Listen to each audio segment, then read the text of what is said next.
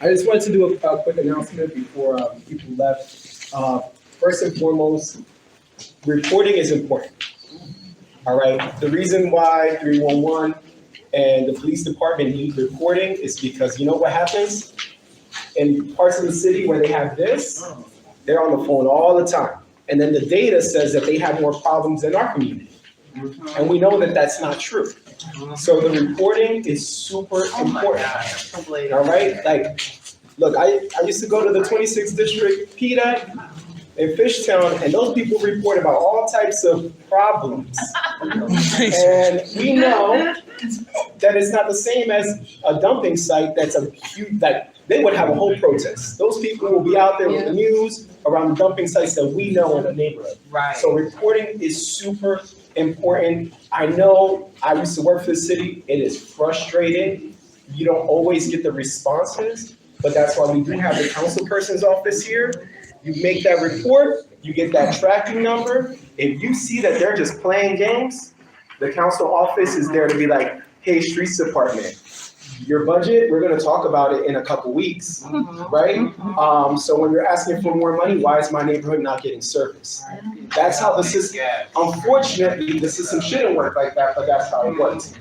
So don't stop reporting. Please, you know, the police department is here for that. The other thing, Kelsey, Councilwoman, mentioned taxes. Please, if your house is worth 40,000, wait, 80,000, right? 80,000. If your house is worth 80,000 or less, you getting on homestead means you pay this much in taxes a year. $0. So you go from paying taxes to not paying taxes.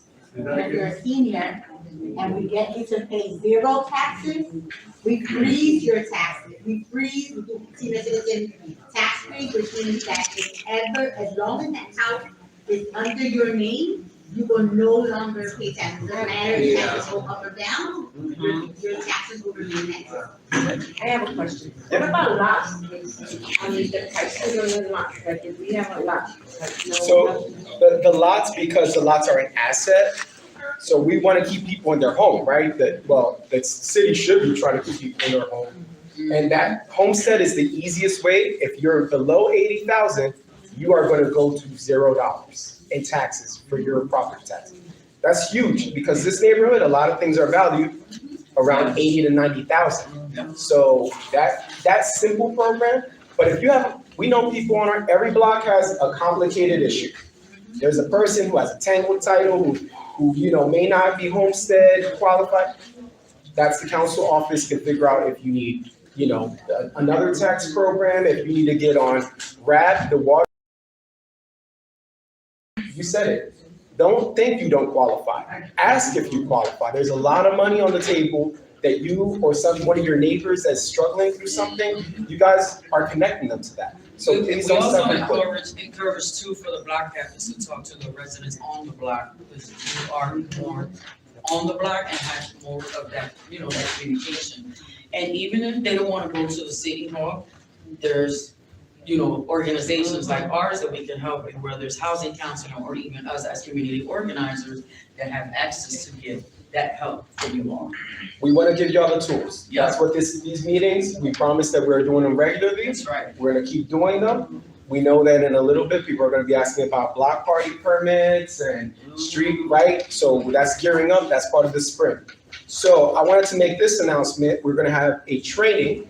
We're going to have a training on February 11th. If you are interested in learning a little bit more about how to organize and how to do advocacy work, which means sitting with someone like Councilmember Lozada, we're going to have her. We're going to have Representative Burgos, Senator Haywood, and a couple of other elected officials. And it's a training for you to sharpen those skills. If you feel inclined to really get into the, you know, it's an election time, right? Everyone's going to be asking for your vote.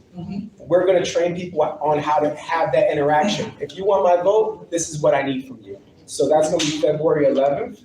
We're going to do it here in Esperanza. We're getting people from DC. So these are the people who know how to ask the questions and know how to train people. They're going to be coming in and doing the training with us. So if you're interested, let me know. we'll get you signed up for it, and then we'll go from there. And I know Christina wants to give an announcement about some of our other health initiatives. What time is the training? The training is 10:30 a.m. to 2 p.m. And I'm gonna be in the back, so if you have questions, we'll sign you up. Hi, everyone.